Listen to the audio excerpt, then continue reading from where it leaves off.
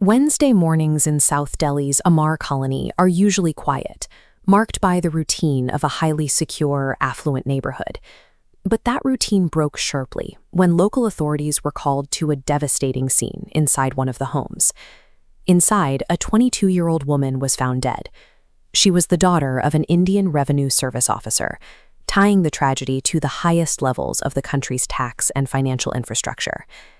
The evidence pointed to a brutal sexual assault, followed by strangulation.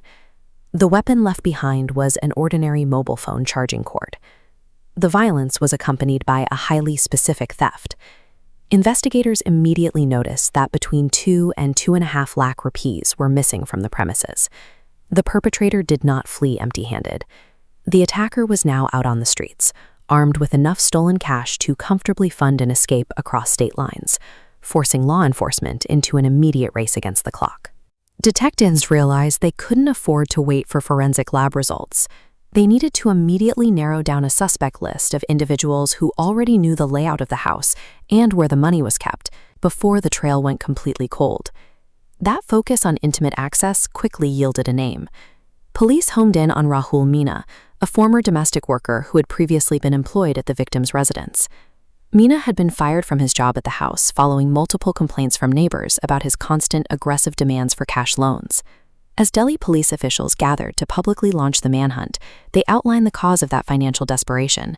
Interrogations of other workers in the area revealed Meena suffered from a severe addiction to online gaming and gambling. His gambling addiction created a desperate, immediate need for fast cash, acting as the financial catalyst that triggered a violent multi-state crime spree. To catch him, detectives pulled cell phone records and witness statements to map his exact movements leading up to the Delhi murder.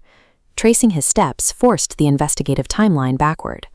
The digital data placed Meena roughly 150 kilometers away, 24 hours earlier, deep in the town of Rajgarh in the Alwar district of Rajasthan. Looking at this map of northern India, the timeline starts in Alwar. Late Tuesday, Meena assaulted a woman connected to his gambling network. He immediately fled north, arriving at his former employer's South Delhi residence by Wednesday morning. Leaving the Amar colony house, he took deliberate steps to cover his tracks. He swapped out his trousers and shoes, attempting to disrupt any visual match on neighborhood security cameras. Within a single 24-hour window, the suspect escalated from committing a localized assault in a rural town to executing a calculated lethal home invasion in the center of the nation's capital. Even with the wardrobe change, local police units managed to pick up his trail, tracking his escape route block by block as he moved through the city. The pursuit led them to Dwarka, where officers located his hideout and rapidly raided a hotel where he had checked in to lay low. They physically apprehended Rahul Meena on the premises. Crucially for the investigation, they also recovered the cash he had stolen from the IRS officer's home. The manhunt was successfully closed. But to ensure he couldn't exploit legal loopholes in court, prosecutors knew they had to definitively link the physical evidence from the Delhi crime scene to the assault that unfolded in Rajasthan the night before. The moment Meena was in custody, Delhi police established a direct communication line, sending a high-priority alert regarding the captured suspect to authorities back in Alwar. This operational flowchart shows how the intelligence spread. The alert from the Delhi police feeds directly to the Alwar superintendent of police, who immediately spins up a joint task force comprising their deputy superintendent, special team, and cyber units.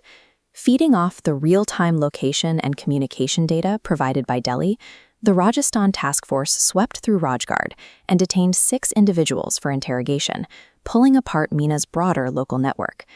This coordination allowed local officers to safely secure the first victim statement and officially register a First Information Report, or FIR, the formal document required to legally initiate the criminal investigation in Rajasthan. The suspect now faces a devastating list of charges.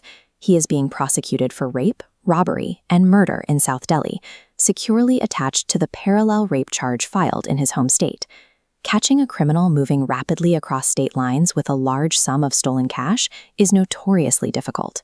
The fact that this manhunt was successfully concluded within 48 hours demonstrates exactly how effective law enforcement becomes when jurisdictions execute seamless, real-time intelligence sharing.